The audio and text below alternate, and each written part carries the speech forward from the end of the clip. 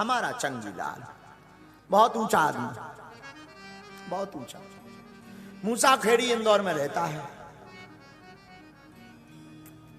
एक बार चंगीलाल का मित्र है मंगीलाल। चंगीलाल ने मंगीलाल से कहा कि भाई मंगीलाल कुछ नई रचना करते हैं। मंगीलाल ने कहा करना चाहिए। बोले नहीं नहीं नहीं, कुछ हटकर रचना करें, ऐसी पुस्तक बनाएं कि इंसान फड़फड़ा जाए। मंगीलाल तो बुद्धू को कम हो, तो बोले एक काम करो, पुस्तक में एक ऐसा वायर फिट करो कि जोन में करंट हो, आदमी छुए हो फड़फड़ा जाए। चंगीलाल ने कहा अरे हमारा मतलब ऐसा नहीं, हमारा मतलब यह है कि ऐसी कोई खोज करें जिस पर व्यक्ति पढ़े तो चौंके कि वाह क्या खोज। हमारे चंगीलाल ने बुद्धि लगाई। चंगीलाल बोला भाई मंगीलाल, मंगीलाल बोला हाँ भाई चंगीलाल।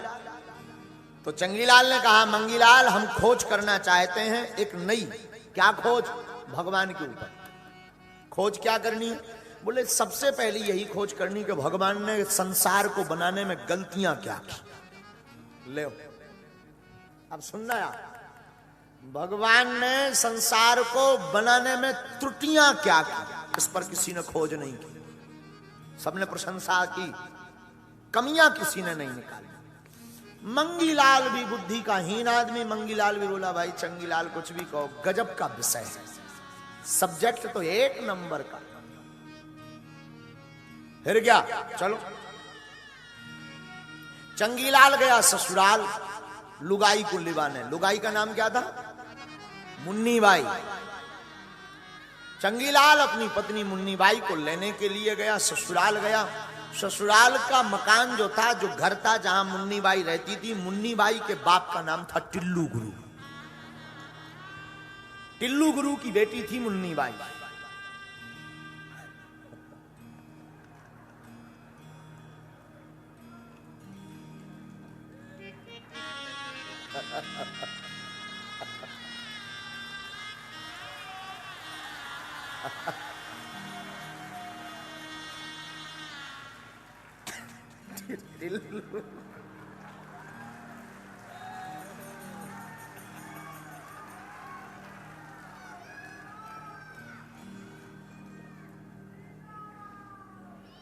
मुन्नी बाई के बाप का नाम टिल्लू गुरु।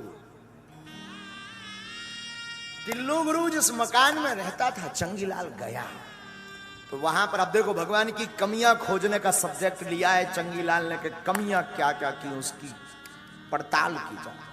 ओ चंगीलाल देखता है कि मकान के ऊपर एक पतली पतली पतली लंबी सी बॉल है, उसमें कुम्हड़ा लगे। कुम्हड़ा, कुम्हड़ा को क्या बोलते हैं इंदौर में?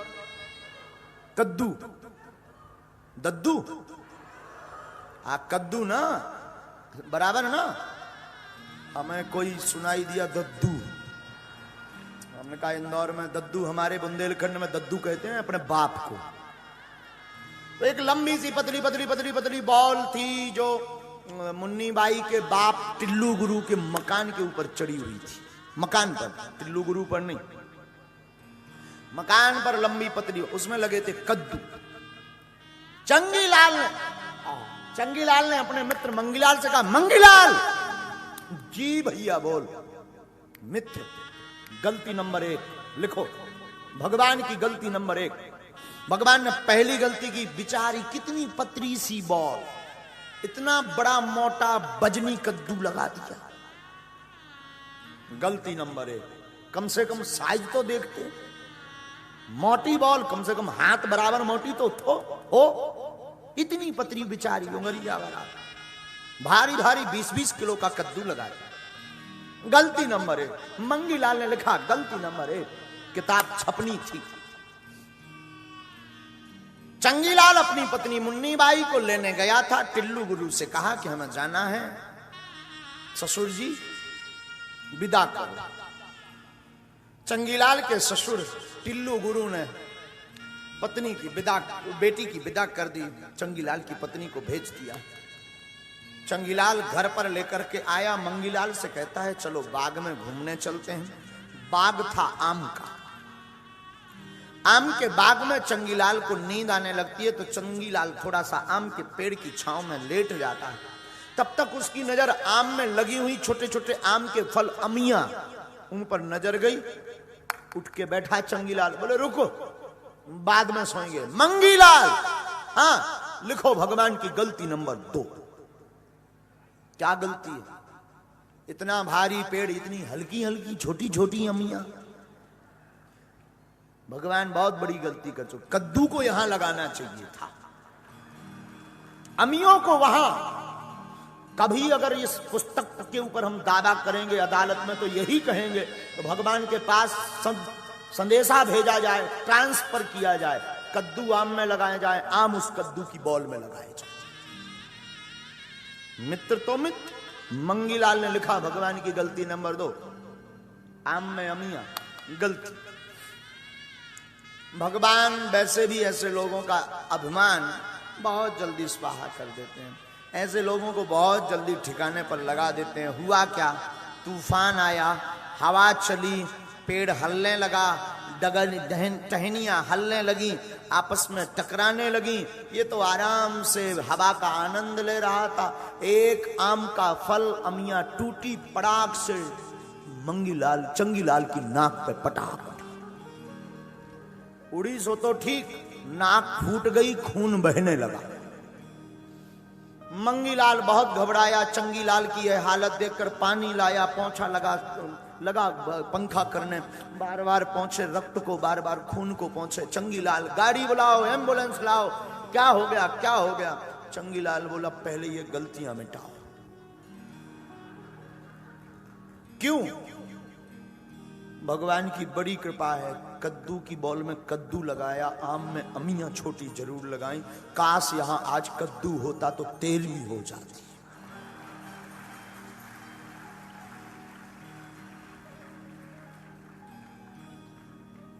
ये बात करने का मौका भी नहीं। साधु, ये बात चंगीलाल की नहीं है, ये बात वैसे सबकी है। हम आपको शिक्षा देने के लिए बता रहे हैं। साधु, ज्ञानी वो है जो भगवान पर सब कुछ छोड़ देता है, और चंगीलाल जैसा मूर्ख वो है जो छोड़ने के बाद भी भगवान के ऊपर संदेह करता है। जो संदेह करता है उसकी दुर्गति यही होती, ना वो घर का होता ना वो घाट का होता है, वो फिर कहीं का नहीं रहता। तो 4 प्रकार के भक्त हैं, आर्थ, जिज्ञासु, अर्थार्थी और ज्ञानी। श्रेष्ठ भक्त है ज्ञानी जो भगवान पर सब कुछ छोड़ देता। आज से तुम हमारे और हम तुम्हारे। राम कथा सुनकर के भी इंदौर वाले पागलों, तुमने जीवन में राम कथा सुनी और राम कथा सुनकर के भगवान राम के ऊपर और श्री अनंत बलवंत हनुमंत लाल जी के ऊपर अपना जीवन नहीं छोड़ा तो तुम्हारी कथा सुनना व्यर्थ गई, मिथ्या गई, समय गवाना हुआ। जिस दिन ये भाव प्रकट हो जाए कि बस आज से तुम हमारे हम तुम्हारे, समझना तुम्हें कथा समझ में आ गई। समझना तुम्हारे जीवन में राम कथा उतर गई। समझना राम कथा ने चमत्कार कर दिया।